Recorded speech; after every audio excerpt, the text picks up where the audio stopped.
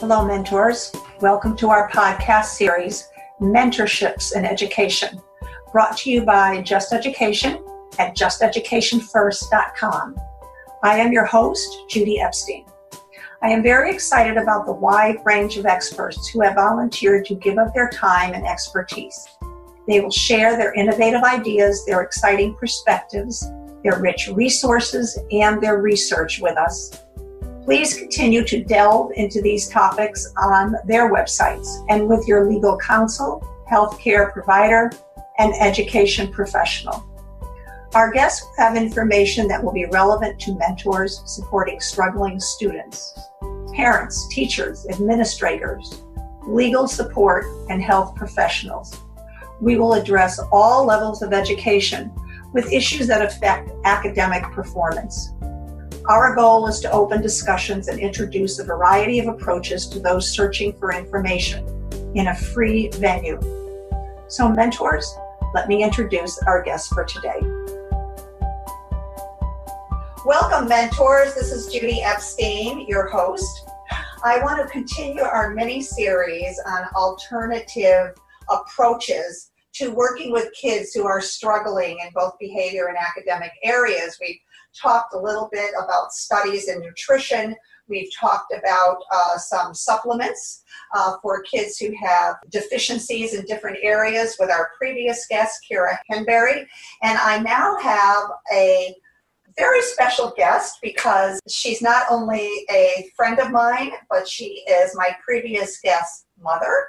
And she and her daughter are in our cohorts together in a business that I'm going to have her tell us about. She also has a very interesting background. I want to welcome with a very warm heart, Cindy Kennedy.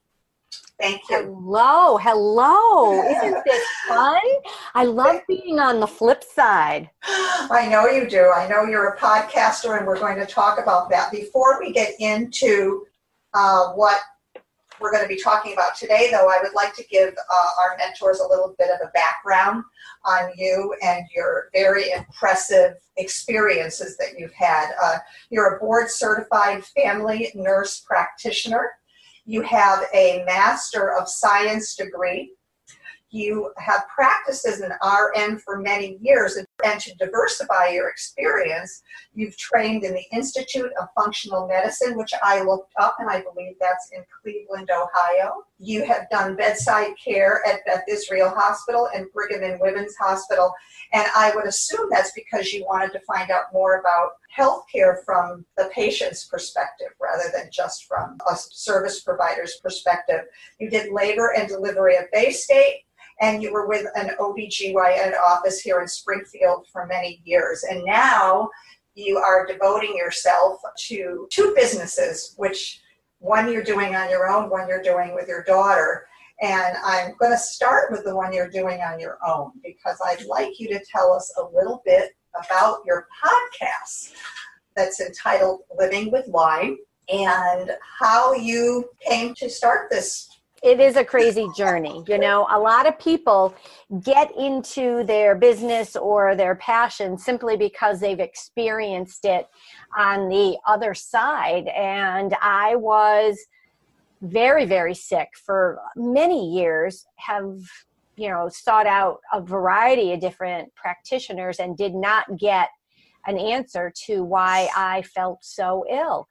And, you go to Dr. Google, of course, and you're searching, and Lyme disease did come up. But I had no recollection of any tick bite, and I had been tested many times. Unfortunately, at that time, I did not know that testing is very, very inaccurate, and you cannot rely on it. So, finally, we fast forward several years, we get that diagnosis based on clinical findings, and then I'm searching for treatment guidelines and whatnot, and I really could not find credible information. So at that point, I knew that with my background being in the medical field, that I would be able to interpret things. So lo and behold, one thing led to the other. And because I love to educate, and I love to talk, and I love to laugh, it all came all together. And we started, I always say we, there's no other person involved. It's always just me, but I always feel like I need to. There is a team. It's a team effort. Yes, it is. Me, myself, and I. The three of us. So yes, I started a podcast series. We started, very local with some different experts, and it has branched out to some pretty interesting and big names in the Lyme world. And I've taken it one step further. Now that I have a good base in integrative and functional medicine, I'm looking towards things that we can talk about in the health arena, and a lot of it also relates to Lyme. So we're up to somewhere around 70. 70, yeah, it's a little over 70. I looked. Yeah, it's incredible. Well, 70 podcasts. While we're talking about that, why don't you give your address so if people want to look for information? Sure. Well, you can always follow me on Facebook and Instagram, Living with Lyme. And I believe with the Facebook, it's Cindy Kennedy's Living with Lyme. If you want to go to the website, you can find me at www.livingwithlyme.us. And you can find me on iTunes and Google Play and Stitcher Radio and Spotify and all of those cool platforms. Okay. Yeah. Okay. So one of the things that you mentioned to me when we were kind of doing our pre-talk and you were educating me a little bit, was that often Lyme disease presents itself in ways so that it kind of looks like other things. People think it disguises its appearance, I guess is the way. Yeah. So what are some of the ways that it disguises its appearance, and how can people, how would people know that, it might be Lyme disease that they're dealing with when they've been told it's an allergic reaction or something? Yeah, it's been named or dubbed the great impersonator. So people will show up with a variety of different symptoms, from joint pain to kind of flu symptoms, extreme fatigue, sleep disorders. Children, unfortunately, because they're young, they don't have the experience as an adult would. They can't really communicate the fact that they don't feel that great because they don't know. Mom, dad might be noticing that they're not doing as great in school, that they're sleeping a little bit more, that their tummies are bothering them, or one of the really, really acute problems is called PANS, and that is a pediatric onset of acute neuropsychiatric syndrome. And you have to be very well trained to identify that. So kids can just show up all of a sudden with terrible attention deficit issues. They can become attention deficit in terms of school. They can really be having behavioral problems. They can become compulsive.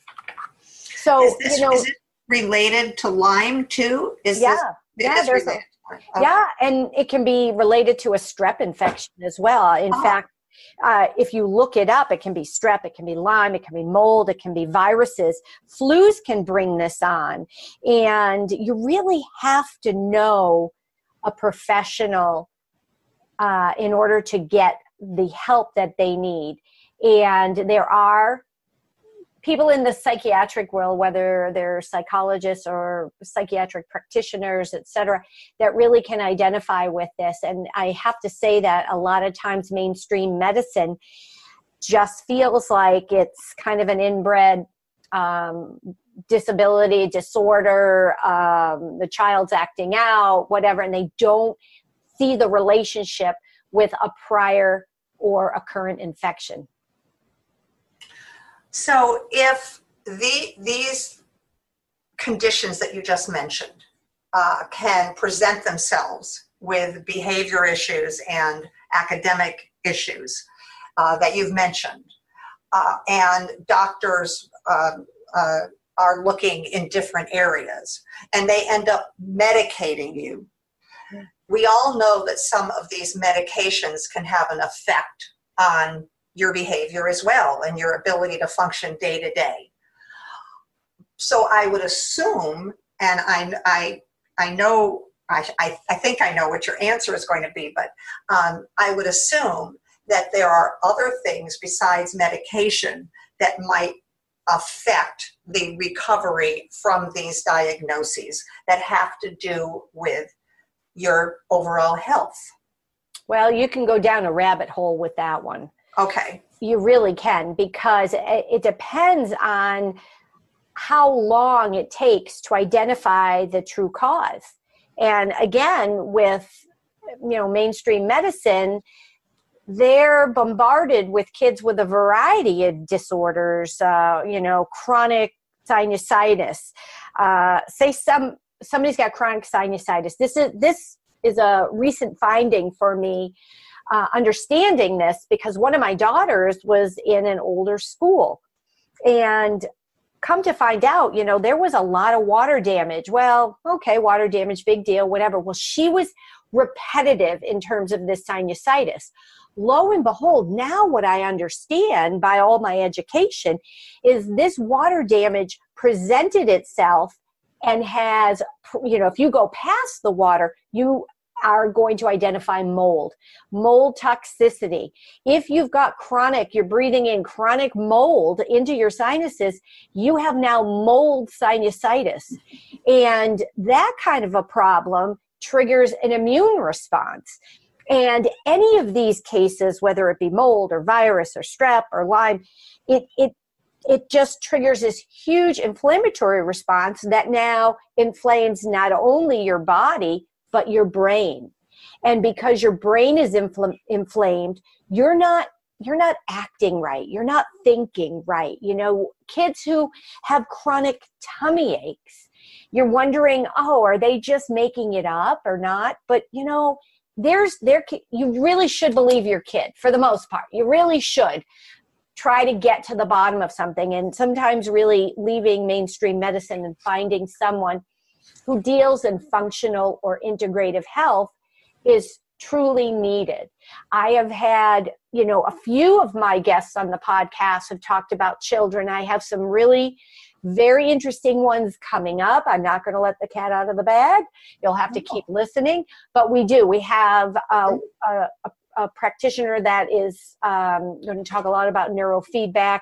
And then I have someone that is going to talk about, she's a health coach, and she's going to talk about her experience with autism and PANS and PANDAS. And I'm sure many of our listeners would be interested in that. Yeah, those will be coming up later this this fall. And it's serious. It's a serious problem, and kids sometimes suffer quite a long time. And I have to say this one thing, and then I'll let you talk, because obviously this is your show, right? I just have another question. That's all. But you know what? A mother is only as happy as her least happiest child. Mm-hmm.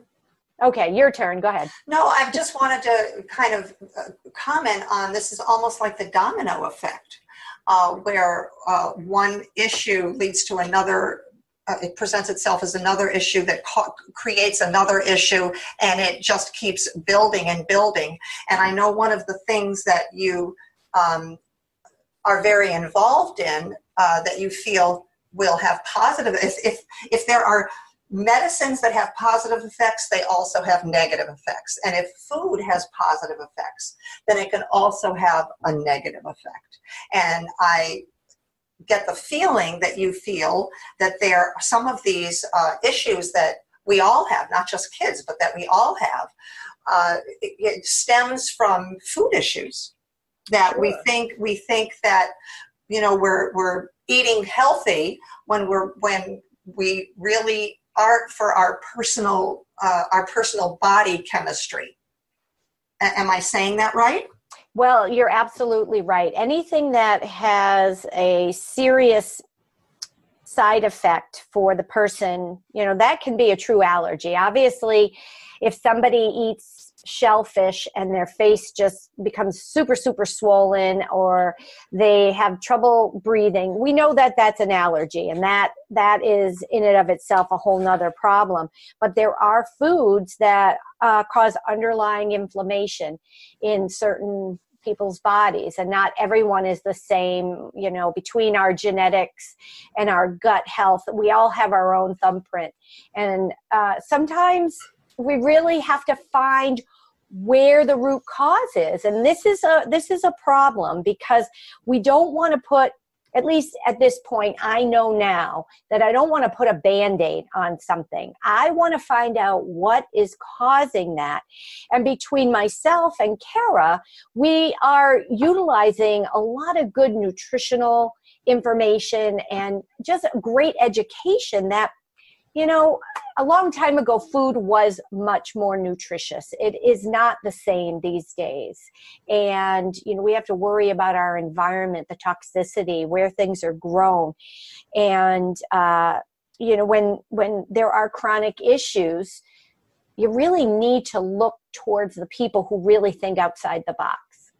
Now, your daughter, Kara, spoke to us a little bit about when it's important to have organic foods, when you can kind of save some money and not have organic foods. She talked a little bit about the MRT test that you use, and we talked about the LEAP diet, right, which you use. But what I wanted to, so we've kind of have a background on that, and for people who haven't listened to that podcast, they may want to go back and use that as a foundation for what I'm going to ask Cindy now, because one of the areas of our body that systemically affects every other part of our body, as you taught me, is the gut.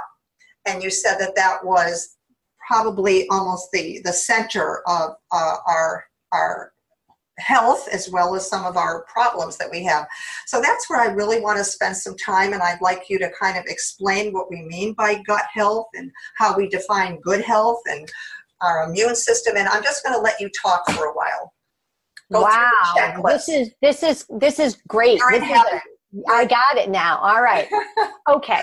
So what happens, and why my whole practice developed, was out of a need to heal myself.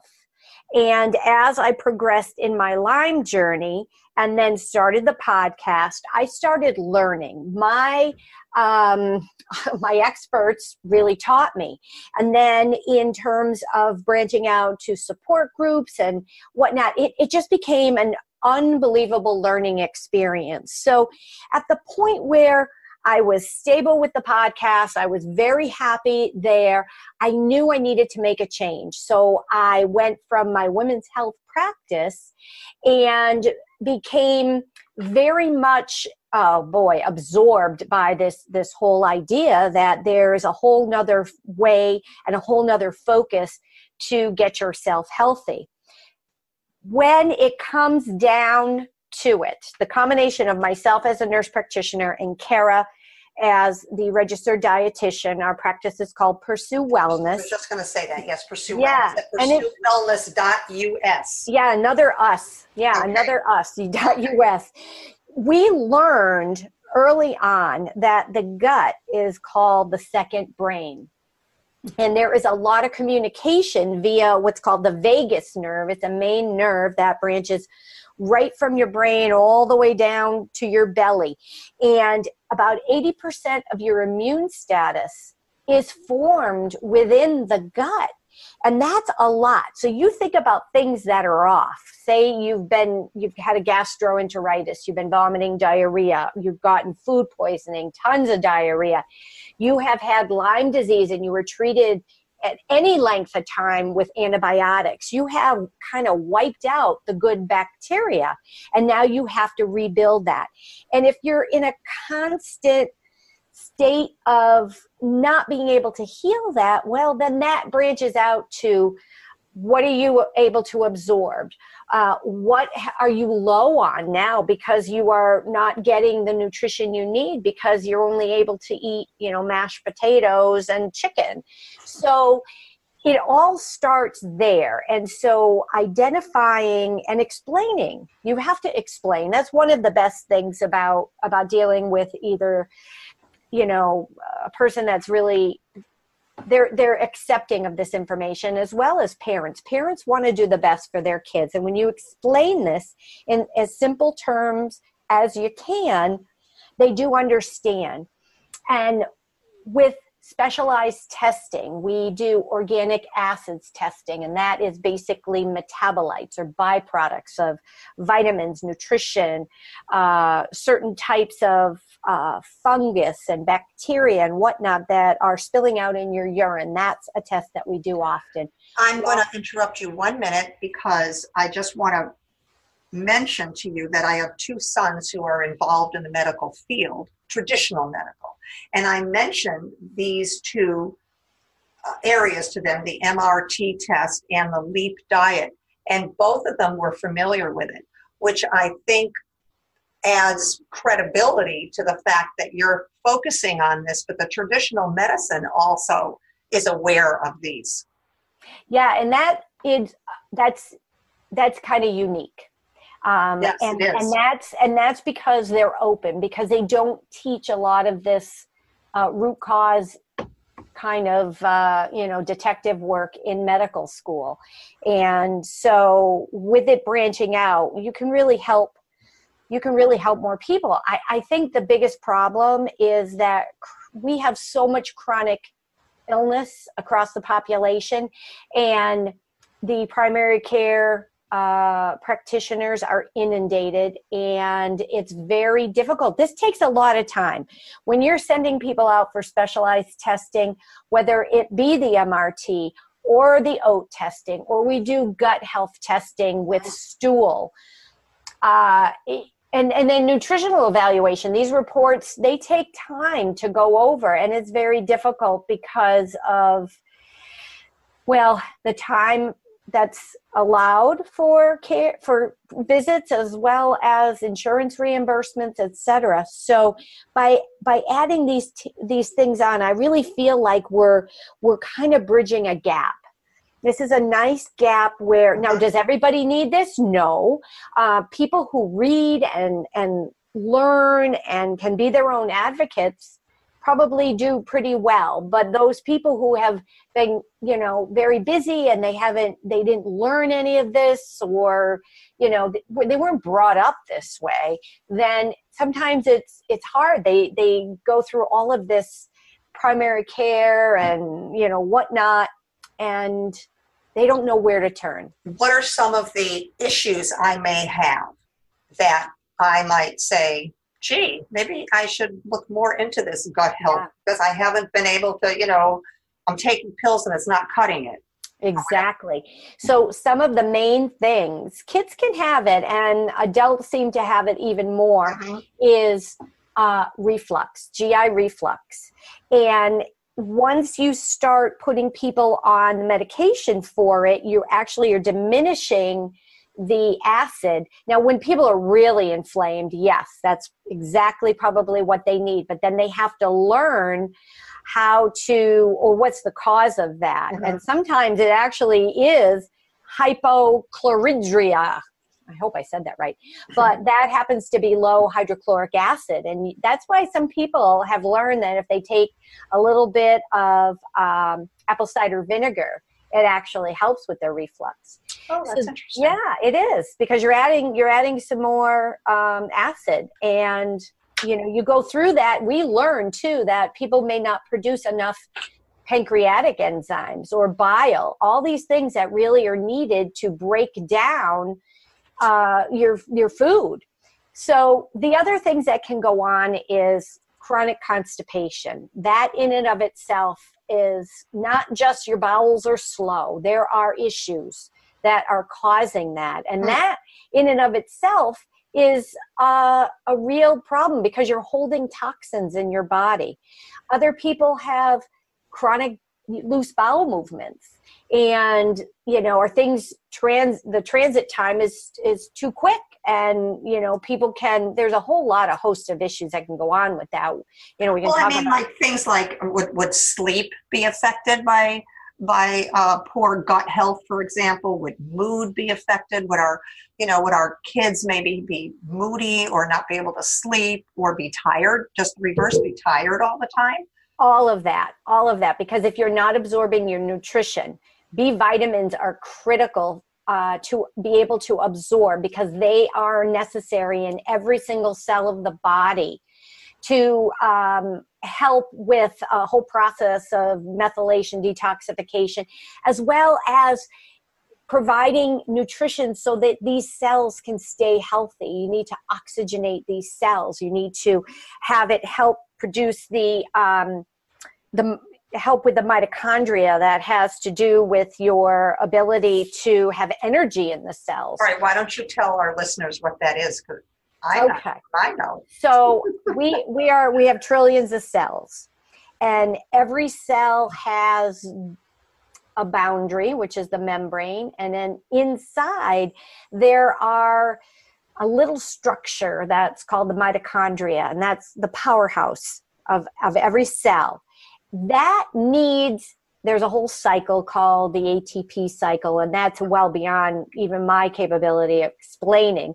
But you need your minerals, your vitamins. You need to be able to get that into each and every cell to nourish the cell so it can function at its optimal capacity. Now, when that doesn't happen, that's where you get fatigue. Sometimes, this fatigue is more than I just have to take a nap. And of course, when you're like that, you're not thinking very easily, and that leads to frustration. So you could see that happening with children. The point about sleep, 100%. Your neurotransmitters are produced in the gut. The majority of your serotonin is produced in the gut. Oh. Now, when all of this becomes, we use the term dysbiosis, and as a visual, it's a bunch of children, and some children, they're playing in a sandbox. Some of those children are not playing nice, they're throwing sand. So when you have a bunch of kids playing nice, everybody's happy. If all of a sudden you have a few of those throwing the sand, they're being naughty, and that means bacteria. If we associate bacteria in the gut with these kids, you get overgrowth of certain bacteria, and you really want everybody to be in harmony. So when these things kind of happen, it displaces the body's ability to produce on a regular basis these neurotransmitters. And, you get into a situation where you need to be able to take some of your neurotransmitters and be able to turn them off. You need to turn into a different aspect. So I'll use the term glutamate to GABA. And you need to be able to move over so that you can rest. And when that doesn't happen, you're kind of in that, we'll go into the nervous system because that's a whole nother aspect of it, but you really can't turn off the brain. And that's a problem. That's a problem for kids and adults as well. What are some of the nutrients? You said, if things are out of sync, what are some of the more common nutrients that some of our kids may not be getting because of all the fast food they eat, and they, their veggies and their fruit aren't a big priority. They're, eating their meat and carbs. What are some of the nutrients that they might be missing that would affect the playing nicely in the sand? Oh my goodness. Well, you know what? 45%, I think, was the last statistic I read of the population are low on magnesium. And magnesium is very, very, very critical for sleep. And, we look at vitamin C. If kids aren't getting enough of the citrus fruits, the B vitamins, it's a huge problem. And then we go into the fact that a good percentage of the population have an abnormal or a variant on the genes that are necessary to convert folate into methylfolate. Now, folate in and of itself cannot function in your body. Your body has to have this next step. Is that related to folic acid when women are pregnant? Well, here's the deal. This is really very important. It is. But you know what it is? Folic acid is synthetic. Oh, okay. Folate is in and of itself a natural occurring. Like your green leafies are full of folate, which are extremely important, as I said, about the B vitamins. But in the process of adding, like say somebody's just getting, cereal and it says, ooh, added folic acid. Well, basically what happens is it blocks the receptors necessary for when you even get the right type of the B vitamin to actually utilize it. So it's a very bad process. And in and of itself, there are so many different intricate processes that go on in the body that you really have to have a good solid base of food. And the carbs, we really have gone amok with just trying to feed our kids too much in the carb area. And a lot of people have gluten sensitivity. Now, when the gluten is a problem, it tears the lining of the gut, which then leads to food escaping, which leads to your body identifying it as a foreign invader, which then leads to more inflammation, which then leads to inflammatory changes in the brain. It's just one thing after another after another. So I'm sure there are some people who are going to go, oh, pooey. Oh, pooey is true. Pooey. They need to look at their pooey. So can you give me some examples of maybe some studies or some research that is done that shows someone who had a problem, or that there might be studying someone who has a sensitivity to gluten, for example, or magnesium deficiency, and then when those things were either taken away or added, there were documentable changes. So, are there any studies like that? Well, there probably is. I don't have them listed, but I can send people immediately in terms of gluten and anything you want to know to Dr. Tom O'Brien, O''Bryan. He is the biggest guru on gluten sensitivity. So you can look him up. He's great. Now, a Dr. Quigley has some studies out on pre and probiotics. And those are intended to help the children play nice in the sandbox. Oh. Okay. So pre and probiotics. Now your prebiotics, just so I can mention, they're insoluble fiber. So anything that's kind of like a root vegetable, et cetera, is really actually preparing, because it's fiber and it's helping with fluid. It's helping prepare the food in transit. Now, probiotics are a bunch of nice kids, or food for the nice kids to play well in the sandbox, and you're trying to even out the playing territory. So that's how I like to think of those. Cindy, are all formulas, from what I understand, let me change it around, rather than probiotics, not all probiotics formulas are the same. No. So if absolutely. You try a probiotic and it doesn't work, it doesn't mean that probiotics in general don't work. Would you suggest that people kind of try different ones to see if something might be effective? Yeah, there's a few rules about purchasing a probiotic, and there are a variety of different types, brands. There is a new advent of spore probiotics by Microbiome, and we've started to investigate and utilize that. Those primarily are not adding. What they're doing is nourishing the benefit bacteria. And there's been a lot of research by Microbiome, their own company, on that. In terms of just a general probiotic, they rate from like a few million to, gosh, several billion strains within those tablets. And because I said, as before, everybody has a thumbprint. Sometimes people will start on probiotics and then their tummy's upset and they're bloated and they're gassy. So you need to back off. That's important, you know, and then you can try it again. Maybe it's not every day, but if that continues to be a problem, then that group of probiotics are not right for you. Okay. Now, when you look at, I'm really not fond of things that you get in a brick and mortar store, you know, your local pharmacy and whatnot. I don't know the companies, they're generic. I don't know where it came from. I don't know if it's third party tested, et cetera. You really want to look at a company that really has a good, solid background, and they really stand behind their products, and they do explain to you and show you that they have independent testing to prove what's in those capsules.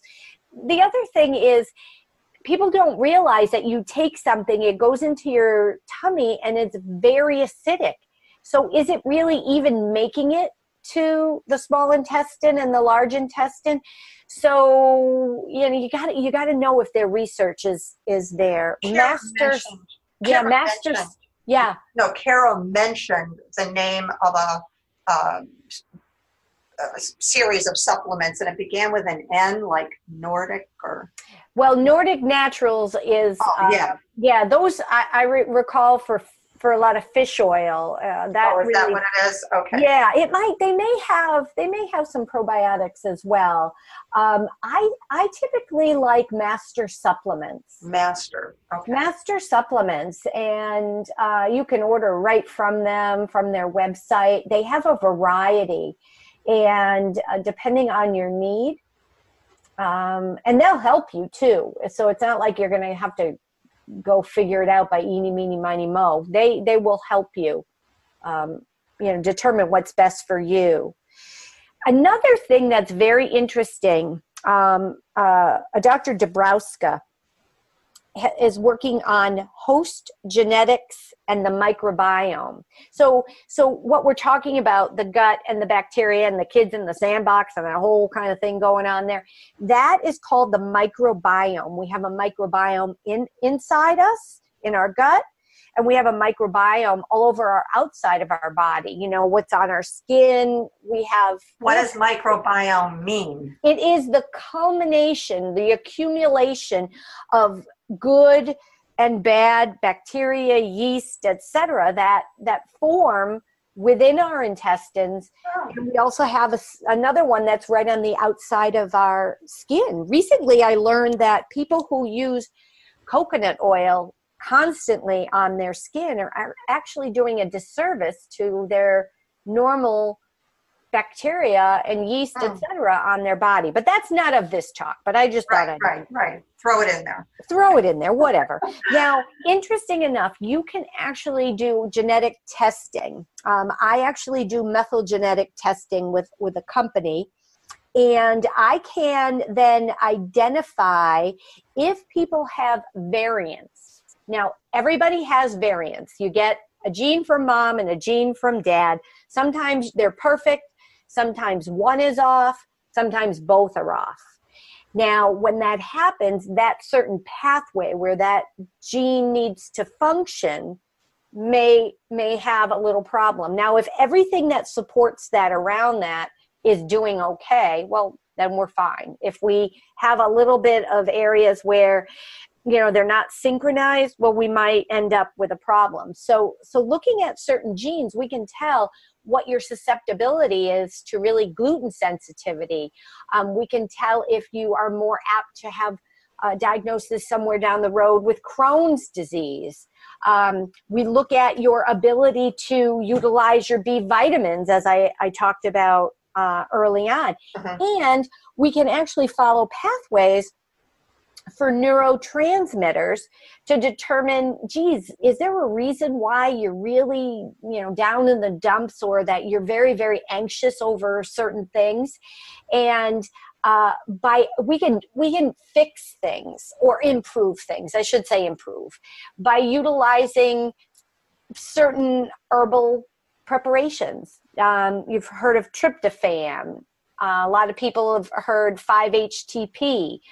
Lavender is a fabulous oil for, we talked a little bit about oils before, but for calming. So there's so much that goes on within our body that the balance is so necessary. And sometimes, we can trigger something and it goes off. Now, if you have variants in your genes, it does not mean that you are going to actually have a particular problem. Now, I'm not talking about genes for disease entities. I mean, people probably have heard of certain types of genes that we're looking at that will give you a probability.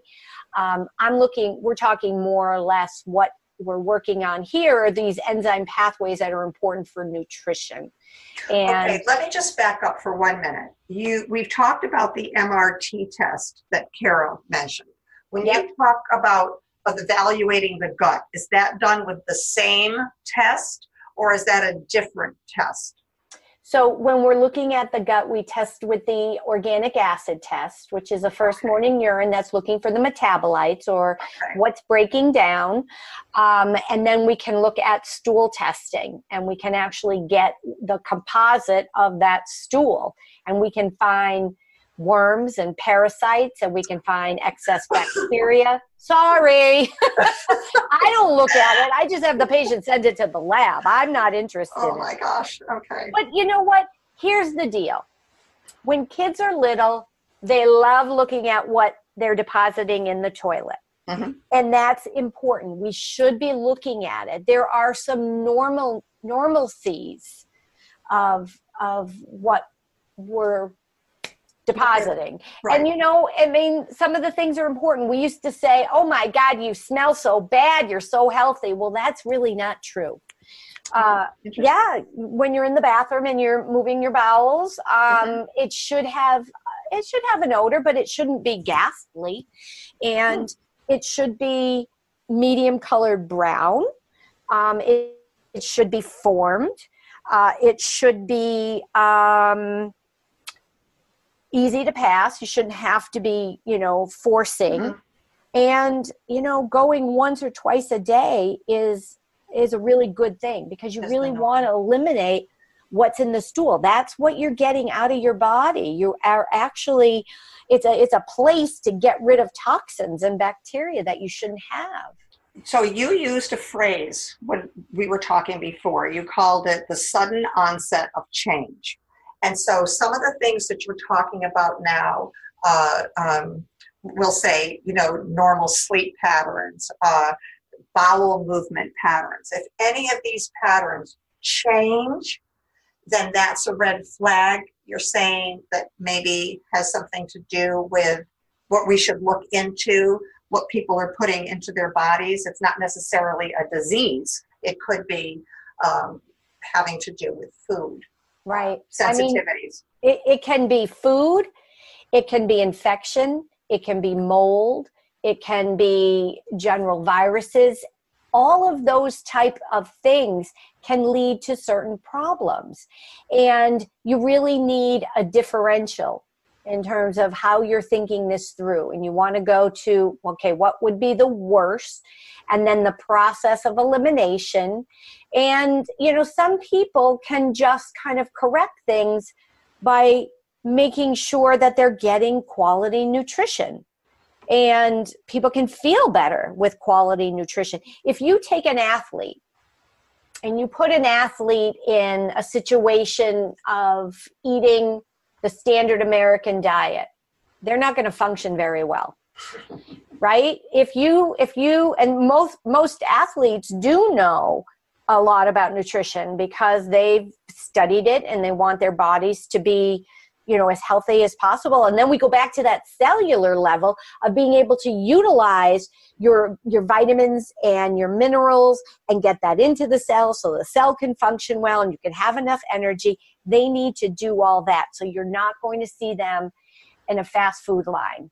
So if you take that mentality and you realize you want to be the best you can, then you really need to work at what you're taking in. And if you are not well, if your child is struggling, all of a sudden they're struggling, that's a red flag. If all of a sudden your child is having loose bowel movements and no one can figure that out, well, that's a red flag.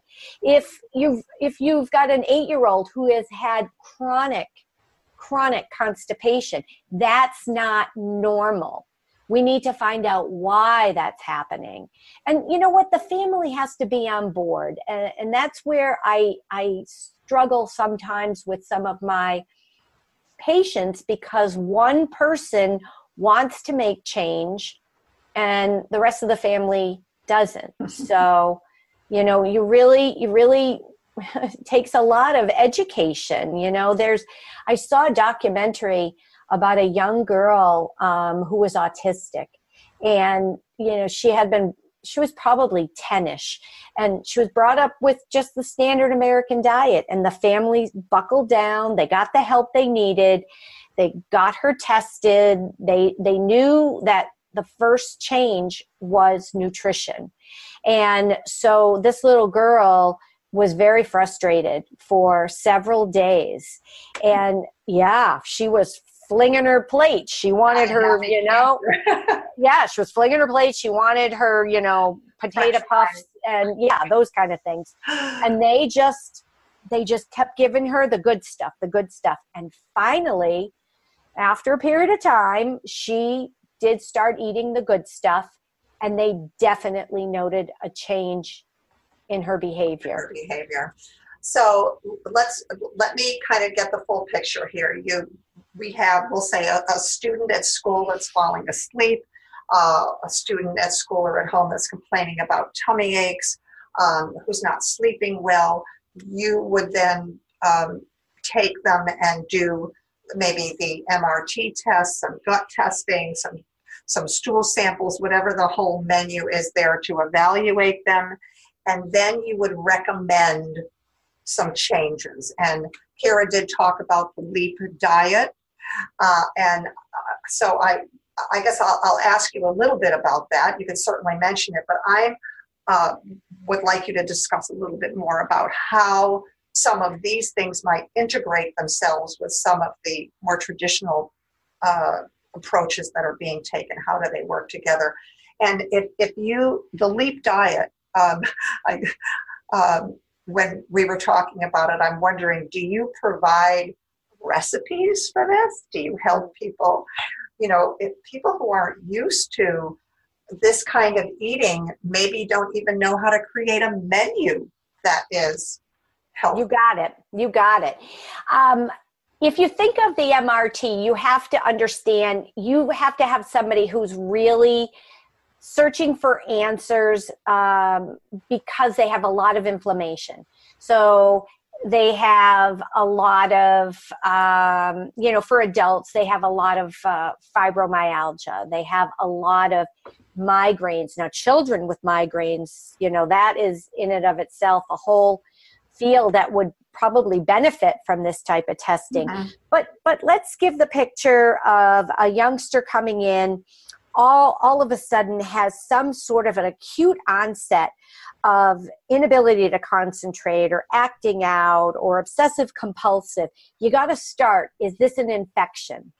Has this really started because of an infection? So a really good solid history, some definite testing to see. Then you're going to go down and you really need a full diet history. What is the family eating? What does this child eat at school? Where are problems? Then you go to the gut. What are their bowel movements like? How often are they going? Do they have cramping? Do they have pain? Those kind of things. And then, when you have your symptoms, you really want to look at their nutrition. So you can actually do the NutriVal. You can get their entire panel of what their nutritional status is. And that, because it's a blood test, you're looking, it's not a snapshot per se, you're looking over the last several weeks. So it's not like just then and there and it'll change in an hour. That you can really get a good picture of. And then sometimes you create, you're broadening your picture because now, okay, did their diet reflect that they're really not getting the nutrition they need? Is it just fatigue that's the problem? And now we can teach the family a better way to eat. And then past that, what's going on inside the gut? Now, the blood test is measuring what is in your body. It actually tests at the cellular level. So it's not just what's floating in your bloodstream. So you can really get a really good picture and go from there. Then, in terms of what's going on in the balance of the gut, is there any bowel problems? So, tackling that. And then looking at the family dynamics. You can't avoid what's going on in the family. Are these that's kids, interesting. Okay. Yeah. The social issues. What is going on? Do they have friends? Have they had a sudden loss of friends? Are they, constantly isolating themselves? What is all of that? So this encompasses an entire puzzle that you have to put together. How long have they been affected by this? Are kids really in, all I can think of is these kids that are getting bullied time and time again. What is that part of this whole thing? And then once we get to a point where we've kind of narrowed it down, sometimes we really need to add on some fish oil, especially if kids won't eat salmon. We need to teach the parents that it should be wild caught. It should not be farm raised. We need to look at, should we add vitamins? Because we can't get this kid to eat a piece of broccoli no matter what we do with it. Or, yes, can we teach mom how to make the coolest smoothies on earth that these kids will eat? Because they only like popsicles. Great. Let's make a smoothie. Let's put them in those little popsicle container things, freeze them, give it to them. They'll think this is fabulous, When my kids were little, they wouldn't eat zucchini. So I made zucchini bread with cinnamon, and I called it Z bread, and they loved it. Got it. Yeah, there's always ways around it. Right. And remember, we have to teach, and we do teach a lot of this, how best to prepare. Say we're going on to the vegetables, raw is the best. We have a tremendous amount of recipes, so I will say that. Oh, you do? That's what I was wondering about. We do. Roasting vegetables with some olive oil, you're getting that healthy fat.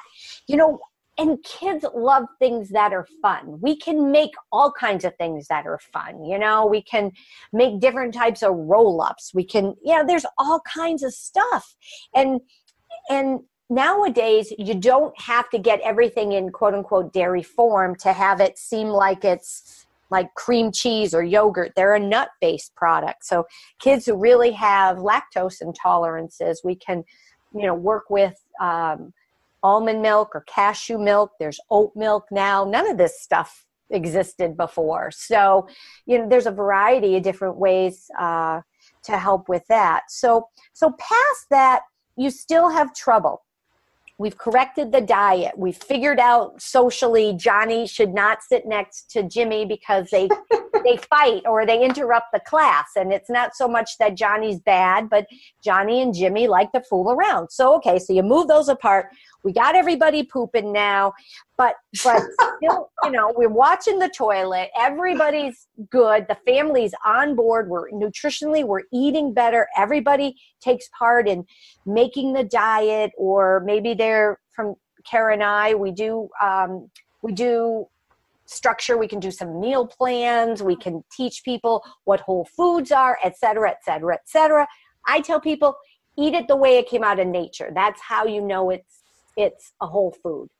So all of a sudden, still we've got problems. So we can either use herbal treatments, like I said. There's some really nice, flavorful kind of drops that you can use with kids, especially if they have a lot of kids that are just not playing well in the sandbox. So that in and of itself, we still have a problem. Well, then maybe it really is food sensitivities, because we've tried to fix everything. And now we can go on to that MRT test that will give us, as Kara, I know, because I actually listened, you gave me her podcast. She explained that the food, 170 foods are tested. They'll come out with different colors. The red, which means you really need to avoid. The yellow, you're going to temporarily avoid. And the green, which is labeled from 0 to 1.9, there's a structure that we give people. Okay, we're going to stick with these foods. Then slowly we're going to add foods, and we're going to see what happens. Kids with chronic tummy stuff, kids with migraine, and kids, I'm sure, with behavioral problems are probably going to respond very positively as long as they're sticking with the diet. And that's hard. You know, it's very, very difficult unless that child really realizes that they feel better. Cindy, we don't have a lot of time left, and there's one more thing I want to you to talk about, because we're talking about some of the ways that we approach the issues that you're finding with this testing, and I know that you're also involved in essential oils, and I'd like to understand how those might have an effect on some of the issues that you're coming across, whether it's anxiety or not sleeping properly, or how do essential oils play a role in this? They have a molecular frequency that actually assists the body with certain mechanisms. And there are, Young Living is a product that I really like and use, that company, and they have done a tremendous amount of research. The favorite one for moms, for their children, for themselves, is lavender. Lavender is very soothing, very relaxing. You can actually Google foot reflexology. You can find certain areas on the bottom of the foot that will help. You can just rub a little lavender. If it's a tiny one, you want to put it in a carrier oil like fractionated coconut oil, because they do have sensitive skin. Us adults with our tough feet, we can probably take a few drops and just rub it in. That's wonderful. But they make such a variety, and some are just one, meaning just lavender. Some are blends. Stress Away is a wonderful blend that you can actually diffuse in the air. There's some that help with immunity, like RC, because it actually helps with symptoms of colds.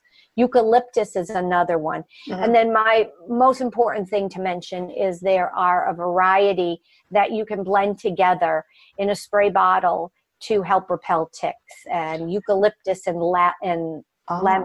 A natural tick to put on kids when they go outside? Your kids, your pets, and it can go right on your skin because of a variety of things like, DEET, and it's not, you should not have that on your skin. It's toxic. What's the name of the company again that you recommended first? Young Living. Young Living. Now, can people get this from you also? Right. Yes. I am an educator and a distributor. And if anybody wants more information, they can email me at pursuewellness.ck@gmail.com. I can give you links. I can talk to you a little bit more about it. Everybody likes a good smell. And we like things that smell good, right. But people are burning candles and they're releasing toxins, namely petroleum, and that's what you put in your car to run your car and your lawnmower and all that, and you're getting all these toxins. And that's interesting. I have candles burning all the time. Yeah. We got to talk about a diffuser and some essential oil.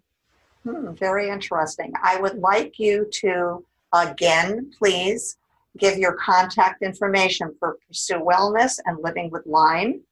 So if they have some questions on essential oils, they can get it down the road, but at least those two are major resources where people can contact you. Let's start by you giving me those contacts again. And I don't know if you have an email or anything. Yeah. We can get in touch with you. Okay. Why don't you kind of go over those, if you would, please? So the website for the podcast is livingwithlyme.us. My email is livingwithlyme.ck@gmail.com. My practice is at pursuewellness.us. That is our website. And we do offer free discovery calls. So we'll talk to you 20 minutes, 30 minutes, see if we have that's great. something that we can help you with. And my email is pursuewellness.ck@gmail.com. So to talk to somebody, you would do like FaceTime or something, if they were, you'd make an arrangement. Yeah, we'll call, and we can chat. And our platform is video conferencing. So if someone's at work or traveling, or they live in a different state and they want our help, because all of our testing, we go on, we order them, it gets drop shipped to their home so they can do all their testing. Some are at home and some they do have to have blood drawn, but that's how it works. It's pretty convenient. Cindy, I am just like on overload with all the information that you've given us, and I'll probably have to listen to the podcast a few more times myself in order to take some notes. I want to thank you so much for your time being with us today. I hope that people will go to Cindy's website at Living With Lyme at .us and check on some of her other podcasts, because she has so many interesting guests that she has talked to about Lyme in particular. And from there, you can move to some of her other websites as well, pursuewellness.us, if you would like to be able to do that. If you forget what some of these are, please go to justeducationfirst.com, because we're going to have the podcast posted there, as well as the other websites that Cindy has mentioned. We are also on YouTube and iTunes at justeducationfirst.com as our website. If you look up Mentorships in Education, you will come up with our podcast as well. Thank you very much for joining us. I hope you will get in touch with us and give us some feedback as to what you liked, what you'd like to see in the future, any suggestions that you have for future guests. Thank you so much, Cindy, and thank you, mentors, for listening. Thank you, mentors, for being with us today. If you found this podcast of value, please visit justeducationfirst.com to subscribe to our blog and Mentorship and Education podcast, so that you may continue the exploration with us. Our goal is to provide a free treasury of information for our listeners, so they can become acquainted with the amazing resources that we have available to us. We want to thank all of our guests for giving their time and sharing their wealth of information with us. Please also visit their websites and explore more of their resources to further your pursuit of the topic. Hope to hear from you at justeducationfirst.com. Have a good week, and thank you.